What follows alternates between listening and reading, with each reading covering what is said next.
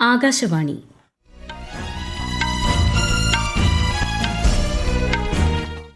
നമസ്കാരം. വാർത്തകൾ വായിക്കുന്നത് സോഫിയ ഡാനിയൽ.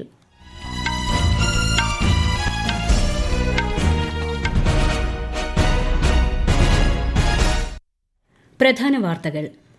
വികസിത രാഷ്ട്രമാകാനുള്ള പാതയിൽ ഇന്ത്യ അതിവേഗം നീങ്ങുന്നുണ്ടെന്നും ഈ ലക്ഷ്യം കൈവരിക്കുന്നതിൽ പരിഷ്കാരങ്ങൾ നിർണായക പങ്ക് വഹിക്കുന്നതായും പ്രധാനമന്ത്രി നരേന്ദ്രമോദി. വികസിത ഭാരതം എന്ന ലക്ഷ്യം കൈവരിക്കുന്നതിൽ വികസിത കേരളത്തിന് സുപ്രധാന സ്ഥാനമുണ്ടെന്ന് കേന്ദ്ര ആഭ്യന്തരമന്ത്രി അമിത്ഷാ.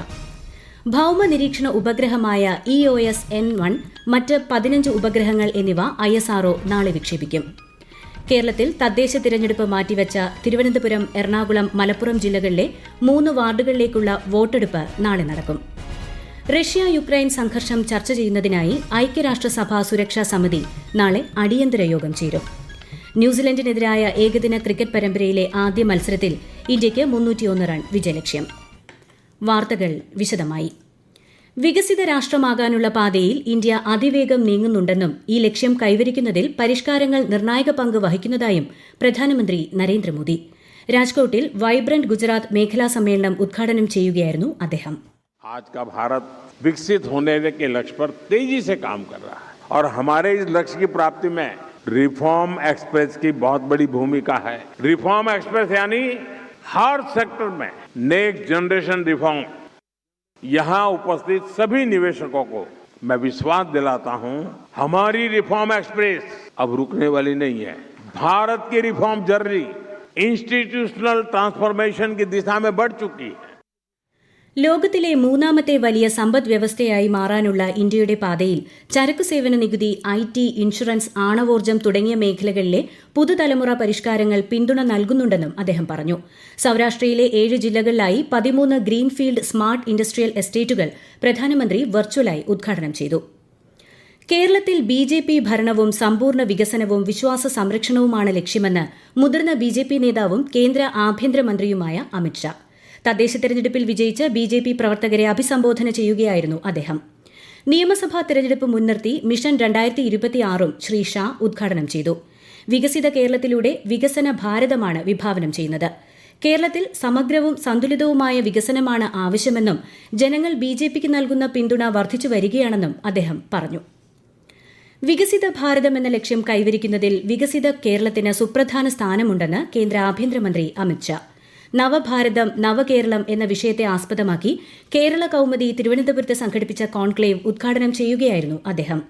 വികസിത കേരളം സുരക്ഷിത കേരളവുമായിരിക്കണം. ആത്മനിർഭരവും ആത്മവിശ്വാസമുള്ളതുമാണ് പുതിയ ഭാരതം. പ്രവർത്തന മികവിന്റെ രാഷ്ട്രീയം മുന്നോട്ടുവച്ചത് നരേന്ദ്രമോദിയാണെന്നും അദ്ദേഹം അഭിപ്രായപ്പെട്ടു. नरेंद्र मोदी जी के नेतृत्व में हम विकसित केरल की कल्पना बहुत अच्छे से कर सकते हैं. आज नरेंद्र मोदी जी लाल किले से, रेड फोर्ट से रिन्यूएबल एनर्जी के फ्यूचर की बात करते हैं और पावर जनरेशन की बात करने के साथ साथ प्लेनेट प्रोटेक्शन की भी बात करते. इतनी डाइवर्स डेवलपमेंट की कल्पना शायद ही किसी नेता ने भारत में लेकर आया और एक नया आत्मविश्वास जगाने का काम किया. ശബരിമല സ്വർണ്ണക്കവർച്ച കേസിന്റെ അന്വേഷണം നിഷ്പക്ഷ ഏജൻസിയെ ഏൽപ്പിക്കാൻ മുഖ്യമന്ത്രി പിണറായി വിജയൻ തയ്യാറാകണമെന്നും ശ്രീ അമിത്ഷാ ആവശ്യപ്പെട്ടു. രാജ്യത്ത് സമയബന്ധിതമായ പദ്ധതി നിർവഹണം ഉറപ്പാക്കുന്നതിനായി 2015 പ്രധാനമന്ത്രി നരേന്ദ്രമോദി തുടക്കം കുറിച്ച പ്രഗതി സംരംഭം 50ാമത് അവലോകന യോഗം എന്ന സുപ്രധാന നാഴികക്കല്ല് പിന്നിട്ടു. സംരംഭത്തിന്റെ ഫലപ്രാപ്തിയുടെ മികച്ച ഉദാഹരണങ്ങളിൽ ഒന്നാണ് ദേശീയപാത 56ലെ ലക്നൌ സുൽത്താൻപൂർ ഭാഗത്തിന്റെ നവീകരണം. 2016 തുടക്കമിട്ടെങ്കിലും 2018 ഏപ്രിലിൽ നടന്ന പ്രഗതി യോഗത്തിൽ പ്രധാനമന്ത്രി പദ്ധതി അവലോകനം ചെയ്തത് നിർണായക വഴിത്തിരിവായി മാറി. ഇതേ തുടർന്ന് തടസ്സങ്ങൾ പരിഹരിച്ച് 2019 പദ്ധതി കമ്മീഷൻ ചെയ്തു.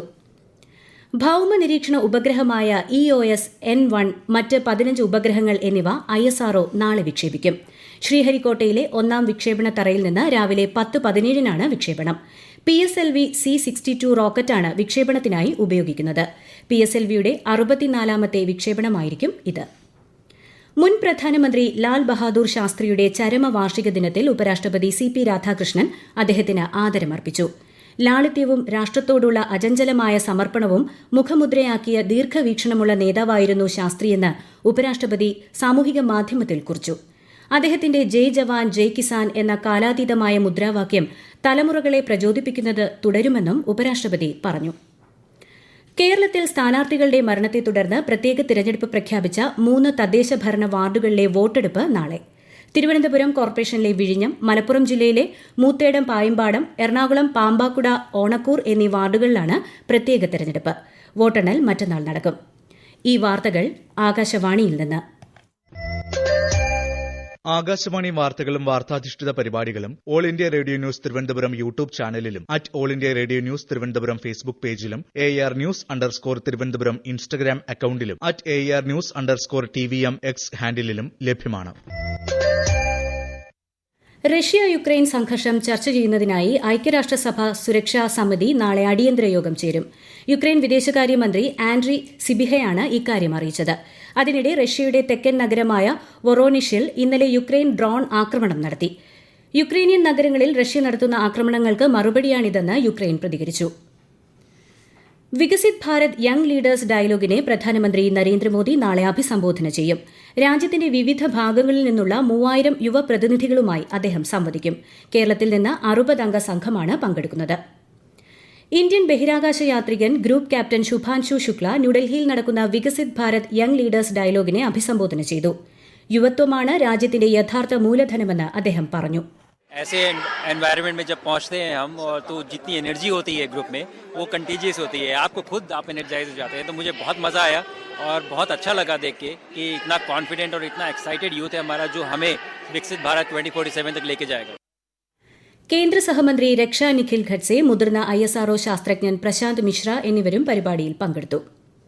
ഇന്ത്യ ന്യൂസിലൻഡ് പുരുഷ ഏകദിന ക്രിക്കറ്റ് പരമ്പരയിലെ ആദ്യ മത്സരത്തിൽ ഇന്ത്യയ്ക്ക് 301 റൺ വിജയലക്ഷ്യം. ടോസ് നഷ്ടപ്പെട്ട് ആദ്യം ബാറ്റ് ചെയ്ത ന്യൂസിലൻഡ് നിശ്ചിത ഓവറിൽ 8 വിക്കറ്റ് നഷ്ടത്തിൽ 300 റൺ നേടി. മറുപടി ബാറ്റിംഗിനിറങ്ങിയ ഇന്ത്യ ഒടുവിൽ വിവരം ലഭിക്കുമ്പോൾ 25 ഓവറിൽ 1 വിക്കറ്റ് നഷ്ടത്തിൽ 145 റൺ നേടിയിട്ടുണ്ട്. വനിതാ പ്രീമിയർ ലീഗ് T20 ക്രിക്കറ്റിൽ ഡൽഹി ക്യാപിറ്റൽസ് ഗുജറാത്ത് ജയന്റ്സ് പോരാട്ടം. നവി മുംബൈ DY പാട്ടീൽ സ്റ്റേഡിയത്തിലാണ് മത്സരം. ബംഗ്ലാദേശിൽ മതന്യൂനപക്ഷങ്ങൾക്കെതിരായ അതിക്രമങ്ങളെക്കുറിച്ചുള്ള ആശങ്ക നിലനിൽക്കെ ഒരു ഹിന്ദു യുവാവ് കൂടി മരിച്ചു.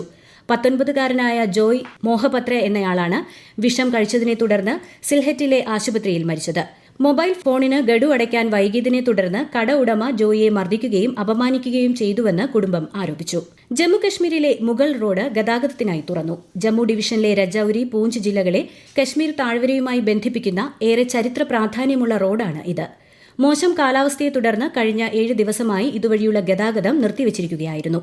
CMFRAയ്ക്ക് കീഴിലെ ലക്ഷദ്വീപ് കൃഷി വിജ്ഞാന കേന്ദ്രം സംഘടിപ്പിക്കുന്ന ത്രിദിന മത്സ്യമേളയ്ക്ക് കവരത്തിയിൽ തുടക്കം. കടൽ ഭക്ഷ്യവിഭവങ്ങൾ, നാടൻ ഉൽപ്പന്നങ്ങൾ, കടൽ പായലിൽ നിന്നുള്ള മൂല്യവർദ്ധിത ഉൽപ്പന്നങ്ങൾ എന്നിവയുടെ വിപണനം, സാങ്കേതികവിദ്യാ പ്രദർശനം, സാംസ്കാരികോത്സവം തുടങ്ങിയവ മേളയുടെ ഭാഗമായി നടക്കും. ലക്ഷദ്വീപ് അഡ്മിനിസ്ട്രേറ്ററുടെ ഉപദേശകൻ SB ദീപക് കുമാർ മേള ഉദ്ഘാടനം ചെയ്തു. മത്സ്യമേഖലയുമായി ബന്ധപ്പെട്ട 72 സ്റ്റാളുകൾ മേളയിലുണ്ട്. പീഡനക്കേസിൽ അറസ്റ്റിലായ രാഹുൽ മാങ്കൂട്ടത്തിൽ MLAയെ 14 ദിവസത്തേക്ക് റിമാൻഡ് ചെയ്തു. രാഹുലിനെ മാവേലിക്കര സ്പെഷ്യൽ സബ് ജയിലിലേക്ക് മാറ്റി. അതേസമയം വൈദ്യപരിശോധനയ്ക്കായി രാഹുലിനെ പത്തനംതിട്ട ജനറൽ ആശുപത്രിയിൽ എത്തിച്ചപ്പോൾ DYFIയും യുവമോർച്ചയും വൻ പ്രതിഷേധവുമായി എത്തിയിരുന്നു. മകരവിളക്കിന് 2 നാൾ മാത്രം ബാക്കി. ഭക്തിസാന്ദ്രമായി ശബരിമല. പർണശാലകൾ ഉയർന്നു. എരുമേലിയിൽ പേട്ടതുള്ളൽ നടന്നു. പന്തളത്ത് നിന്ന് തിരുവാഭരണ ഘോഷയാത്ര നാളെ സന്നിധാനത്തേക്ക് പുറപ്പെടും. ജർമ്മൻ ചാൻസലർ ഫെഡറിക് മെർസിന്റെ 2 ദിവസത്തെ ഇന്ത്യ സന്ദർശനം നാളെ ആരംഭിക്കും. പ്രധാനമന്ത്രി നരേന്ദ്രമോദി നാളെ അഹമ്മദാബാദിൽ ജർമ്മൻ ചാൻസലറെ സ്വീകരിക്കും. ഇന്ത്യ ജർമ്മനി തന്ത്രപരമായ പങ്കാളിത്തത്തിൽ കൈവരിച്ച പുരോഗതി ഇരു നേതാക്കളും വിലയിരുത്തും.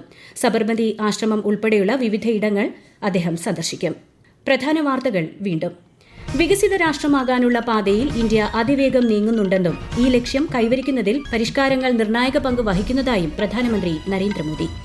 വികസിത ഭാരതം എന്ന ലക്ഷ്യം കൈവരിക്കുന്നതിൽ വികസിത കേരളത്തിന് സുപ്രധാന സ്ഥാനമുണ്ടെന്ന് കേന്ദ്ര ആഭ്യന്തരമന്ത്രി അമിത്ഷാ. ഭൌമ നിരീക്ഷണ ഉപഗ്രഹമായ EOS N1, മറ്റ് 15 ഉപഗ്രഹങ്ങൾ എന്നിവ ISRO നാളെ വിക്ഷേപിക്കും. കേരളത്തിൽ തദ്ദേശ തെരഞ്ഞെടുപ്പ് മാറ്റിവെച്ച തിരുവനന്തപുരം, എറണാകുളം, മലപ്പുറം ജില്ലകളിലെ 3 വാർഡുകളിലേക്കുള്ള വോട്ടെടുപ്പ് നാളെ നടക്കും. റഷ്യ യുക്രൈൻ സംഘർഷം ചർച്ച ചെയ്യുന്നതിനായി ഐക്യരാഷ്ട്രസഭ സുരക്ഷാ സമിതി നാളെ അടിയന്തര യോഗം ചേരും.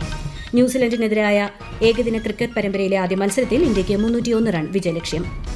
വാർത്തകൾ കഴിഞ്ഞു. അടുത്ത വാർത്താ പ്രക്ഷേപണം 8:35-ന്.